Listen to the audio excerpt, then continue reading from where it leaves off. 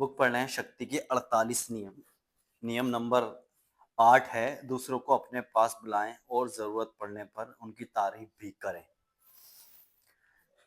जब आप दूसरे व्यक्ति को कोई काम करने के लिए मजबूर करते हैं तो नियंत्रण आपके हाथ में होता है।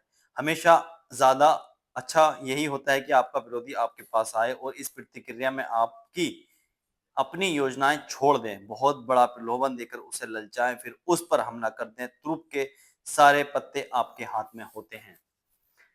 ये नाटक इतिहास में बहुत बार खेला गया है। कोई आक्रामक लीडर बहुत से सहमिक कदम उठाता है जिससे वे बहुत शक्तिशाली बन जाता है। कुछ समय बाद वे शक्ति के शिखर पर पहुंच जाता है, लेकिन इसके कुछ समय बाद ही वे हर चीज उसके खिलाफ होने लगती है। बाद ही हर चीज उसके खिलाफ होने लगती है। उसके असंख्य दुश्मन आपस में गठबंधन कर लेते हैं। अपनी शक्ति को बनाए रखने की कोशिश में वह हर दिशा में लड़ता है, जिससे वह थक जाता है और अंततः उसका पतन हो जाता है। ऐसा होने का कारण ये भी है कि आक्रामक व्यक्ति कभी भी पूरे नियंत्रण में नहीं होता। वे दो चार कदमों से ज्यादा आगे नहीं देख पाता। वे अपने साहसिक कार्यों के परिणामों को नहीं देख पाता, चूंकि उसे हमेशा अपने शत्रुओं के कदमों और अपने जल्दबाजी के कदमों पर प्रतिक्रिया करनी पड़ती है। इसलिए उसकी आक्रामक ऊर्जा ही उसकी दुश्मन बन जाती है।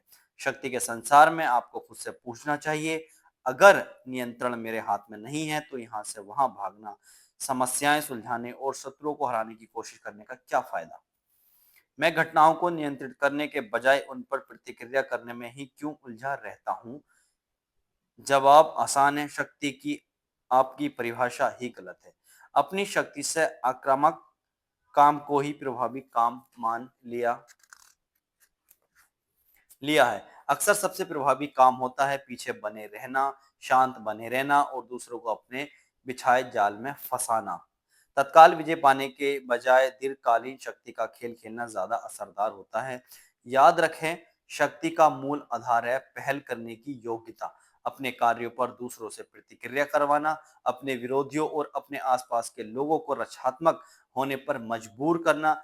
जब आपकी रणनीति के कारण दूसरे लोग आपके पास आने लगते हैं तो अचानक स्थिति का नियंत्रण आपके हाथ में आ जाता है, और जिसके पास नियंत्रण होता है उसी के पास शक्ति होती है।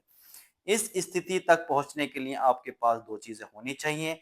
आपको अपनी भावनाओं पर काबू रखना सीखना चाहिए। आपको लोगों की स्वाभाविक प्रवृत्ति का लाभ उठाना चाहिए, जिन्हें जब उकसाया या प्रलोभन दिया जाता है तो वे भड़क जाते हैं। दूसरों को अपने पास आने के लिए मजबूर करने की योग्यता दीर्घकालीन रणनीति के लिहाज से आपका सबसे शक्तिशाली अस्त्र है। जब विरोधी मजबूर होकर आपके पास आएगा तो इसका एक लाभ ये भी होगा कि वे आपके इलाके में होगा, शत्रु के क्षेत्र में आने की वजह से वे घबरा रहा होगा, इसलिए वे अक्सर हड़बड़ी में काम करेगा और उससे गलतियां होंगी। समझदारी इसी में होती है कि बातचीत या बैठकों से दूसरे व्यक्ति आपके इलाके में या कम से कम आपकी पसंद के इलाके में आए। इस तरह से आप जाने पहचाने माहौल में होते हैं, जबकि सामने वाला अनजान माहौल में होता है और उसे मजबूरन रक्षात्मक बनना पड़ता है। Thank you so much.